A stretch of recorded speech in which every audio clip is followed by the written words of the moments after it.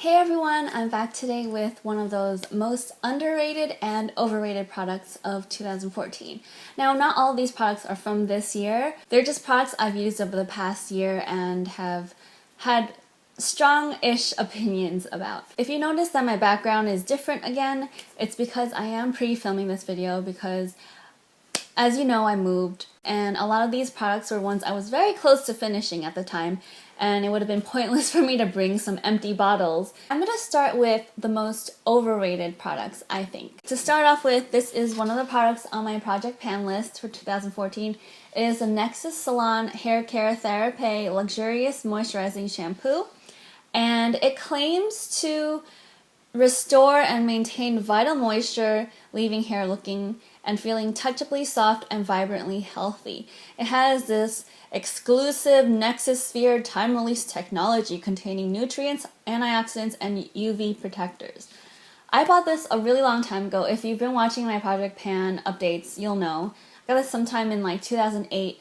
And I got it after I tried a sample, and I really liked the sample, of course, because, you know, the first few times you use a new hair product, your hair always loves it, right?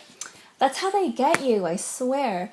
Anyway, so I went and stupidly bought the family size one, which is 1 liter, 33.8 fluid ounces, and I hate this. It's taken me, how many years? 6 years to finish this, because this stuff dries my hair out.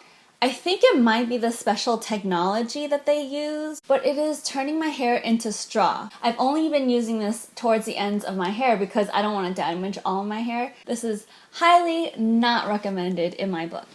Next up is Witch Hazel. Now, I wouldn't say this is like an overly hyped product, but a lot of people do recommend this as a toner and a makeup remover. It is good for removing the remnants of your makeup just like your average toner would after you've washed your face, just to get the last little bits of makeup off. But this is the Dickinson's Witch Hazel, 100% natural astringent for face and body. It says gentle relief for oily, irritated, red, damaged, blemished, or inflamed skin. And it's 100% witch hazel, but contains 14% alcohol. It doesn't have salicylic acid or anything like that in here, so it's definitely not good for pimples or to help clear your skin or anything like that. I do feel that my skin isn't more stripped after I use this, but I don't think it does anything for my skin, so I definitely wouldn't repurchase this. And unless you have really sensitive or dry skin that is not acne prone whatsoever, I wouldn't recommend this. Like, I don't see much of a difference whatsoever with this product. Next up is another product I've complained about in the past before, just because I don't like this kind of product. And this is totally personal, but it's the Up and Up Target brand eye makeup remover liquid, comparable to Neutrogena's oil-free eye makeup remover. It was really highly recommended by an online publication or a magazine. They said it was actually better than most other drugstore eye makeup removers, even better than the one it's supposed to be like, the Neutrogena one. And of course it's cheaper because it's the generic brand. I just can't get myself to like this kind of eye makeup remover. It's the kind that has the 2 layers with the oil. It says it's oil-free, but I just hate it. I wear contacts, and it always messes up my vision for a little bit afterwards. The oil gets on my contact. It doesn't irritate my eyes or anything, but it blurs up my vision, and I think it does that even when I'm not wearing contacts. Yeah, it leaves an oily residue. I'm not down with this kind of eye makeup remover in general, so I know if you like this kind, this is probably great, but I don't like it. Moving on to another oil. I've done quite a few videos on this one. It's the Monoi Tiki Tahiti Tiare oil. It's basically gardenia infused coconut oil, and this is like really famous. I think it might be famous because it's just a thing that people do and they associate it with like Hawaii or Tahiti or the tropical areas and vacation or something, because I really didn't like this all that much. I used this as an after shower sort of lotion during the summertime. I really didn't like it because it wasn't that moisturizing and it took forever to dry. The scent was a little too strong. I wasn't a huge fan of their version of gardenia. And it was just, I was leaving a greasy mess everywhere I sat, because naturally summertime you're gonna wear shorts, right? Or something like that. I was leaving oil everywhere, so I don't recommend this. I would definitely not repurchase this. It is kind of expensive for coconut oil. This is only, I think, 4 ounces. And it was, I mean, it retails for something like $8 or $9 or $11. So I would rather use regular coconut oil that you can buy from like Costco or Trader Joe's. The problem with this is that it's too expensive. It doesn't do much more than regular coconut oil. So this is overrated, way overrated in my book. I actually finished this a while ago. It is the Neutrogena Body Clear Body Scrub, and it contains 2% salicylic acid. It's supposed to treat and help prevent body breakouts for a smooth, clear skin. I noticed over time that I was getting more breakouts. Now, I'm not saying that this is causing the breakouts, but it definitely wasn't helping at all. If you want to use a body scrub on your back, just use your St. Ives $3, whatever it's called, the acne treatment one with salicylic acid. It also has 2% salicylic acid, and then that one is more natural and cheaper. And yeah, so this was not good. Lastly is my Lucas's Pawpaw ointment. This is an Australian cult favorite. It's basically, if you've never heard of it, fermented papaya, but it's not, I mean, it is fermented papaya. It's basically Vaseline that's a little bit sweet that they added fermented papaya to. And it says it's a local topical application for boils, burns, chafing, cuts, cracked skin, gravel rash, splinters, open wounds, insect bites, and nappy rash. It's kind of used as like an antibacterial, like a do-everything kind of thing. You know, in some cultures, like, what is it? The Greek, My Big Fat Greek Wedding, like Windex is supposed to cure everything. This is one of those things in Australia, supposedly. I don't know, I'm not Australian. But I got this when I was in Australia because I wanted to try it out. It's just a glorified Vaseline. A lot of people use this as lip balm, but I find that it dries your lips out more than it helps, as with a lot of petroleum products. I noticed that during the summertime, when I use this on my lips, it was spreadable. It was like a Vaseline type formula or texture, but when I spread it on my lips, within about 10 or 15 minutes, it became extremely greasy, and it felt like I had like a liquidy grease on my lips that definitely made my lips feel dry. So I would not recommend this at all as a lip balm, and I've been using it as sort of what it says, even though I know it's drying my skin out more than it's helping. Yeah, so I was just curious about it. I'm not curious anymore. I wouldn't recommend this. Moving on to the ones that I think are underrated. These are products that I've either seen bad reviews for on YouTube or I haven't seen at all on YouTube. This is the Neutrogena Rapid Clear 2-in-1 Fight and Fade Toner. Fights breakouts in under 8 hours and fades the look of post-acne marks. I don't know if this fades post-acne marks. I was sold on that. That was one of the reasons I did buy this. But as a toner, this is amazing. It speeds up the process of healing and everything so much. I can get it down to about 1 or 2 days with this, so I really like this. It does smell really strong. I watched Thrift Thick. She mentioned this product recently. She said it smells something like, I think she said feet or something. It definitely does not smell like that to me. It's just extremely, overwhelmingly alcohol-y smelling. It does make me cough sometimes when I use it, but it smells like a perfume, like a soapy kind of perfume. It actually smells sort of like the Body Clear products, which I guess isn't that surprising. I really like this product. I would probably repurchase it. Okay, the next product is a CoverGirl LipSlicks. This is in the color Daring.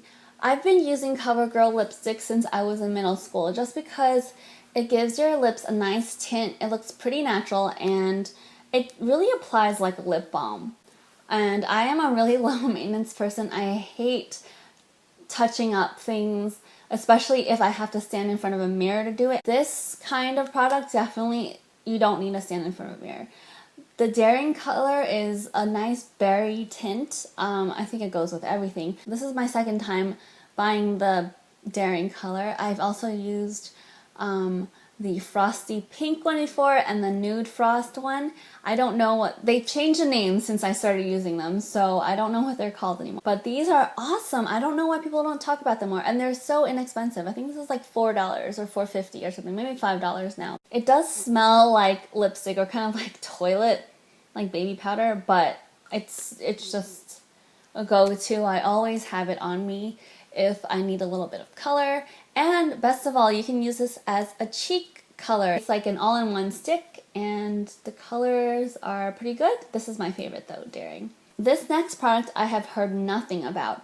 I wouldn't even have picked it up if it weren't for my last Kiehls order, where I was able to pick up a couple of deluxe samples. It's the Kiehls Creme de Corps Soy Milk and Honey Body Polish with luffa fruit and jojoba butter. This is unlike any other body scrub I've ever used. It is so creamy. It's actually a white creamy color. It doesn't give the grittiest scrub, but it just feels amazing going on. I love it. And it smells like honey and milk or something. I really recommend this. I don't know how much it costs. It's probably overpriced. It's probably overpriced for what it is. I would buy this for myself as a luxury item. Okay, this next product I've seen a lot of hate for on the internet, not just on YouTube. It's the Tresemme Fresh Start Dry Shampoo for oily, straight to normal hair. I got this when it first came out, when the Fresh Start line first came out, I think in 2009 or so, or 2010. Okay, admittedly, this is the only dry shampoo I've ever used, but I don't have any of the problems that people say they have with it. I do have black hair, as you can see, and one of the major complaints about this product is that it leaves a white film. No, it doesn't seem to do that for me. I love the smell. It's a nice citrusy perfume scent. I love that kind of scent. If you don't, then that could be a reason you don't like this. I don't have that unfortunate pump problem that a lot of dry shampoos have, where you use it a couple times and there's no pump in it anymore. Of course, I only use it once in a long while because I tend to wash my hair quite frequently, so this is for like emergencies basically. Now, I can't speak to today's products because maybe they've changed it in the last 5 years, but for the 2009-2010 one, this was awesome. I want to try out other ones, but at the same time, I don't want to run into the kind of like pump problem that other people run into with other brands. Let me know what your favorite dry shampoo is, because I'm looking to buy a little one for when I travel or when I'm on the go.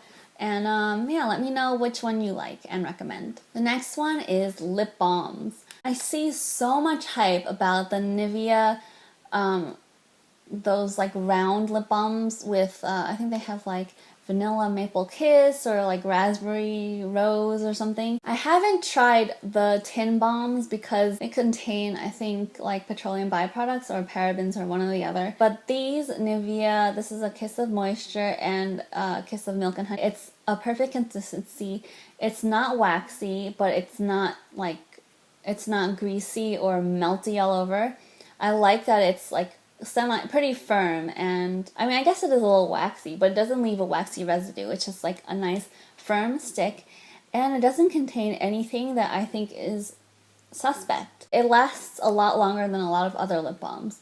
I think I can go like 3 or 4 hours without reapplying, and that's more than I can say for a lot of them. Last but not least, this is probably one of my all-time favorites. I've mentioned this quite a few times in the past, and no one ever really talks about it, so I'm going to give it some love again. It is the Olay Cream. I've used both the Active Hydrating Cream and this Firming Cream, and they're virtually the same thing, but it's the $6 one, generally around $6 for 2 ounces, and it contains nothing I consider questionable, and it's a great moisturizer all year round, but pretty good for the winter and spring months. It kind of has a bit of an old lady scent. It's so inexpensive. It doesn't have any bad ingredients in it, and it's moisturizing. What else could you ask for, right? So that's the Olay Active Hydrating Cream or the Firming Cream. So that is all of my underrated and overrated products for 2014. Let me know if you've tried anything that you absolutely love or hate, and I like to hear real opinions because there's so many YouTubers, unfortunately, that I don't think give like 100% honest opinions about what they use and, you know, in their reviews and stuff like that. This is my last video for 2014, so thank you guys so much for sticking with me this year. Thank you guys so much for subscribing and for watching my videos and for leaving all the sweet comments that you have and encouraging comments. And I hope you stick with me in 2015. I am planning to do things a little bit differently in 2015, not in terms of the way I do my videos, but the content, just because I think as a student, I probably won't have as much time to do a lot of those recipes that I do for the channel now. So, and I won't have the ingredients on hand, a lot of them. So I won't be doing as many recipe videos, but I will probably do more reviews or like first impression videos. So that's where my channel is going, at least for 2015. And I will be doing another project pan, of course, next year. And I think I'll focus more on beauty products next year, meaning makeup, because I have a ton that's just lying around. Thank you again so much for watching this video and all the other videos you've checked out. And if you've subscribed, thank you so much. I hope you have a fantastic rest of the year and beginning of next year, and Happy New Year! See you guys in 2015.